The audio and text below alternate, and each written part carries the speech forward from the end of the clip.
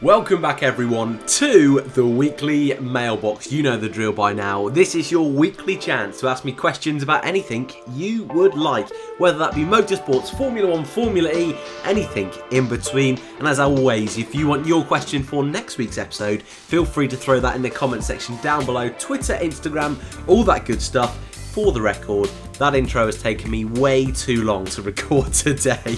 I don't know what's wrong with me, so hopefully the rest of the episode goes a little bit more smoothly. But we'll start off with a question from the one Felix, coming from YouTube, who asks, do you think that if Rosberg had stayed at Mercedes in 2017 and 2018, would Vettel have been able to win a championship?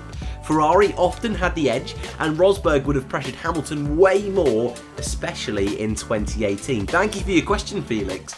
This is one that, if I'm being totally honest, I've never really given much thought. We have a wide variety of questions on the mailbox, but I think this is one of the first hypothetical, if a driver didn't retire, what would have happened kind of questions. So I think the best place to start would be Mercedes and then talk about Sebastian Vettel afterwards. So if Rosberg had stayed, my goodness, would that have been an intense couple of years for Mercedes. And we saw it boil over in Spain that year. It was the big incident where Hamilton and Rosberg took each other out on that opening lap. And I still think that was a racing incident, but my goodness, have I just opened a new can of worms for everyone in the comments. However, I think that relationship, unfortunately, would have probably deteriorated even further. And I think Hamilton would have been able to beat Rosberg over the next couple of seasons. But then saying that, I think Rosberg was criminally underrated during his time, and 2016 was his best season. He was on fire at the beginning of that year. And would the pressure have got to Hamilton a bit more? Would it have got to Rosberg a bit more defending that title?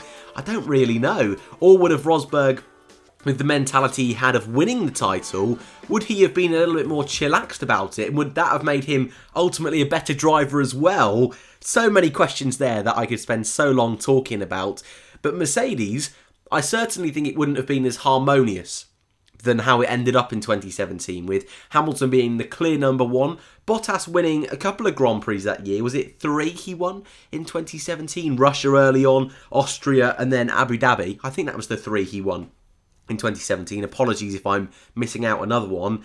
But Bottas was never a title contender, and it was very much Hamilton was the front gunner for Mercedes, and Vettel was very, very close for Ferrari. I think a lot of people forget that up until about the Singapore Grand Prix, Vettel was leading the championship. Vettel was comfortably the man up ahead. And after Singapore, where he made contact on the opening lap, a weekend where Mercedes probably shouldn't have won, Hamilton went on to win that weekend. Japan had an issue in qualifying, had an issue in the race, and it just went downhill and spiralled out of control for Vettel. And ultimately, what was looking for a good chunk of the season to look like he could go on and win the title never came to fruition. And a similar thing happened in 2018, where at the summer break, Vettel was leading. He then won in Spa, and it was looking, oh my goodness, this could finally happen, and then didn't win for the rest of the season. And ultimately, since that win in Spa, since he was leading the standings, he's in 2018. He's only won one race, which still I find so bizarre. And that one, of course, was Singapore last year, redeeming what happened in 2017. But if Mercedes were into fighting, into squabbling, definitely Vettel would have been able to gain from that. I think the only thing that perhaps I would throw into the mix for this question is Rosberg, I think, would have won more victories than Bottas. And then becomes a question whether he's taking away more points from Hamilton or Vettel. And as a big grand scheme picture, it's so hard to answer this one. I think Vettel would have had a much greater chance at the title. And I definitely think it would have gone down to the wire. So certainly I don't think it would have been Mercedes 1-2 every weekend. I think Ferrari had a good car. And being able to put Vettel in a predominant situation and have Raikkonen as the number 2 would have benefited them a hell of a lot. So, for the sake of this question, I think, yeah. I think if Rosberg stayed, Vettel definitely in 2017. 2018, maybe not so much. The car definitely did tail off in the second half of the season, although Raikkonen did win in the USA. But I think Seb in 2017, that could have been a big one. And yeah, if Rosberg had stayed in Formula 1, we could see a Ferrari and Vettel World Championship. But of course, ifs and buts, Vettel ultimately is leaving at the end of 2020. Crazy. But we'll move on to question number 2. Hopefully I've answered that proficiently enough. Apologies if I hadn't, but I think it's one where we could spend a hell of a lot of time. But I think Vettel certainly would have been close to a title for Ferrari. Question 2 comes from Zorro Bell. The future of AlphaTauri is what we're going to be looking at in this one. If Gasly or Kvyat leave AlphaTauri, but you put Tauti, I probably should change that. Apologies, Zorro Bell. After 2020, which member of the Red Bull Driver Academy will take their place? And this is another one, actually, where I've thought about this. And a couple of days ago, we did our 2021 driver predictions video, which I thought were quite conservative. Some of the grids I'd made up were a bit insane, if I'm being totally honest. So I tried to go play it a little bit cooler than I usually do. But still, people said I was going way too drastic. But, I mean, who would have seen Sainz to Ferrari, Vettel moving on? I certainly didn't. I'm sure some of you did, but I didn't see that coming. But I think Gasly is the one I would look at out of these two drivers that could potentially move on for 2021. I've said many times already that I think he would be the perfect option for Renault, and I think that's where he should go, and I think that's who Renault should take. I'm not too sure whether it'll play out that way, is the only question or room for debate I have there. So going off this question, if one of them does move on, who is best placed to take that seat at AlphaTauri? I just want to quickly mention as well, what a lineup that is, Gasly and Kvyat at a junior team. That is easily going to match most of other midfield teams. But of course, both of them have had their history in Red Bull. So if someone came up through the junior ranks and was good enough, I could see Red Bull being harsh and potentially replacing one of them. And of course, yeah, if one moves on, then they will have to promote someone or bring in someone externally. In Formula 2 this year, we've got Yuki Tsunoda, very close with Honda, a driver who will be in his first full season of Formula 2. Hasn't impressed me a hell of a lot in his junior career so far, but then again, I've not followed it that closely. And I always try to point towards with a lot of junior drivers is moving from series to series. You couldn't be not so good in Formula 3, jump to Formula 2 and be fantastic. Guan Yu Zhou was a perfect example of that. Alex Albon struggled in his first season of Formula 2, but look how well he's now doing in Formula 1 with Toro Rosso and now with Red Bull. So definitely swapping from categories, there's a bit of leeway there, and a driver like Tsunoda could very easily show up next year with that Red Bull back in and do very, very well. We've also got Daruvala, a British driver, also a champion from lower categories.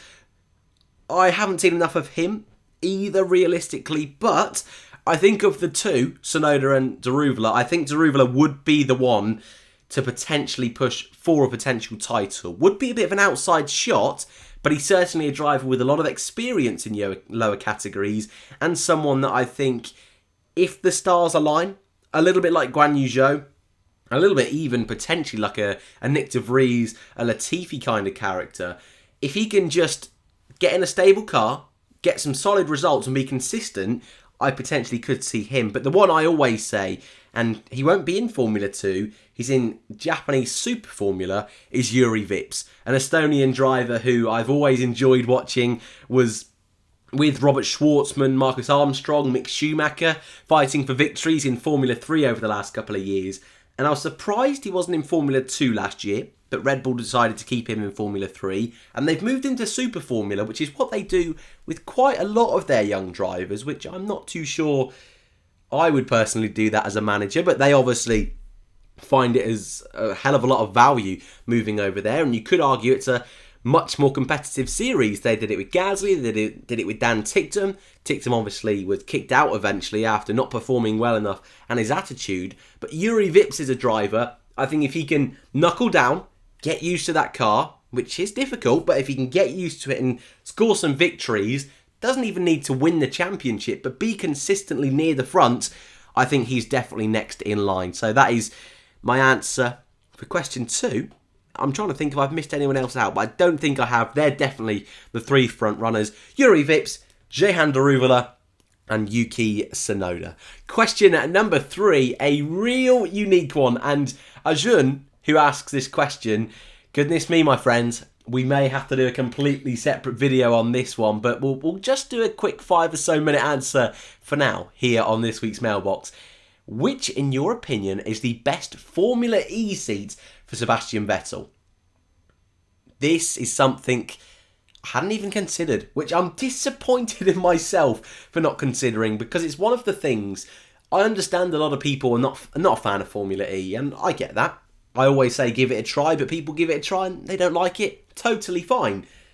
But I always say one of the big next steps Formula E needs to have is to entice a world-class driver and either steal them from Formula 1 or just take them away as they're retiring from Formula 1. And Sebastian Vettel, 4-time F1 world champion, still quite young, 32 years old I think Sebastian is, not as old as people think he is. So that would be a really good fit for Formula E. Likewise, there's some brilliant teams in Formula E. I think there could be some seats up for grabs for next season. We're not quite sure what's going to happen with Formula E for season 6. Obviously, they've postponed it with everything going on at the moment. Maybe there could be a mid-season swap. And actually, thinking about it, we're going to be still seeing Seb for another year in Formula 1, aren't we? So actually, that would line up quite well. But the 2 seats that are screaming at me straight away, Audi. Daniel Abt has struggled this year so far, scored in the first race of the season, but hasn't ever since. But he's a driver who has had a very up and down Formula E career. Lovely guy. I've met him in person. Awesome dude. Also does a bit of YouTube himself, all in German, sadly. But still, great guy. And it would be a shame to lose a character like Daniel Abt. But if you can get in a Sebastian Vettel from an Audi point of view, that would be incredible. But Daniel Abt does have sort of a stake in the team. It's all a little bit Audi Abt Schaeffler is the name of the team. Not quite sure if that's changed for this season. But anyway, Abt would be one, or Audi at least would be one I think that would look at potentially bringing in a Sebastian Vettel. But the other one, I think could be so much fun and would fit so well, is Porsche. Alongside Andre Lotterer, Neil Jarni is their other driver at the moment. The Swiss driver has really struggled so far this season in Formula E. Whereas Lotterer scored a podium, was on pole position in Mexico, has been really a consistently awesome man in Formula E, on the track, off the track, and has been the clear figurehead for Porsche. Their second driver in Jarni is, for me, not up to the standard at the moment. Still got time to grow, but at the moment he's going to have to step up his game if he wants to keep that seat. And if Sebastian Vettel is available, wow. Vettel at Porsche in Formula E alongside Lotterer. That just is so perfect, and I can see it. So, whereas I hadn't considered anything to do with Vettel moving to Formula E, for me, that could be his perfect next step to assert himself in a new series, prove himself that he has still got it, he's got the talent, and the talent pool of Formula E is still getting better and better each year. I would love it. I think that's fantastic. And if he was to leave Formula 1, which I would still like him to stay if a seat's available, but if he was to leave, Porsche, Formula E, Audi, whatever, happy days I would certainly be. But I'd love to know your thoughts on that one in the comments below. There's obviously other teams in Formula E that will have seats available. BMW maybe alongside Gunter, but Sims is doing a really good job this year, so I don't see those moving on. But yeah, I'd love to know your thoughts in the comments below. Question number 4 comes from APG7. Do you think that Williams will be able to challenge the midfield again in 2020/2021? I hope so, is the answer to this question. And obviously, looking at 2018 was a bit of a stinker. 2019, goodness me, Williams fans, you probably don't even want me to mention 2019. However, I think they gave up on development in 2019 very early on, I would argue. They did get better over that season. However, I think if they were going to be sensible, they would have sussed out a strong car or a better car for 2020. And considering we've got to now keep that car for 2021, they are going to pray that it can fight in the midfield. I think as well, Formula One changes so quickly. I mean, Williams were consistently on the podium in 2014, 15, not so much in 16, got a podium with Stroll. In 2017, a podium. I mean, midfield teams dream of that in Formula One. And Williams have gone from that in 2017 to an awful 18, 1 point in 19. And you could argue that the trend is going to continue to get worse and worse. But I would also say Formula One changes so quickly. One tiny little development and Williams could be right in the heart of that midfield once again. Haas, 2018, at the front of the midfield. Where did that come from? 2019, at the back of the pack in P9, only in front of Williams. And so it's such fine lines and fine margins. I'd never say never with Williams. They're a team with so much history. A team that we saw in 2009. 2008 and 7, they'd struggled so much. 2009, slight innovation, bang, on the podium in the first race of the season. And I feel if any team would be able to make a sudden switch, it would be Williams. But like we've seen in the past, sometimes that switch can be the wrong way and it can only send them further down the order. But I think they're going to be better this year. And I definitely think they're going to be able to score a few more points. And they've got a strong driver lineup there that I think are going to be dependable and are going to be consistent. So I'm positive for Williams for 2020 and fingers crossed for 2021. And I hope they can have a big leap forward for 2022. And our final question, goodness me, I ummed whether to put this one in, but I thought, you know what, I'll do it for audience participation because I would love to know your thoughts. And I deliberately didn't do it the title because it would have looked so disgustingly clickbaity, but this is a fun one. And this is going to get spicy in the comments. Comes from Kevin Keane. Do you think that Lewis Hamilton, that is, will get to 10 world titles? Because me and my dad were arguing about it, and I personally think he will get to 7, and then Max will be the most dominant driver. So in the comments, I want to know your thoughts. Will he get to 10 world titles? And also, like Kevin has done here, if not, who is going to take those titles? And I'm currently working on a bit of a project at the moment, looking into the future of Formula One. I think 10 is pushing it. But then if you'd have asked me 10 years ago if Hamilton would even get close to 7, I probably would have laughed in your face a little bit, even though his ability around 2010, 2012, it just never seemed to really be coming together for Hamilton. So the fact he's on 6 now is an incredible achievement.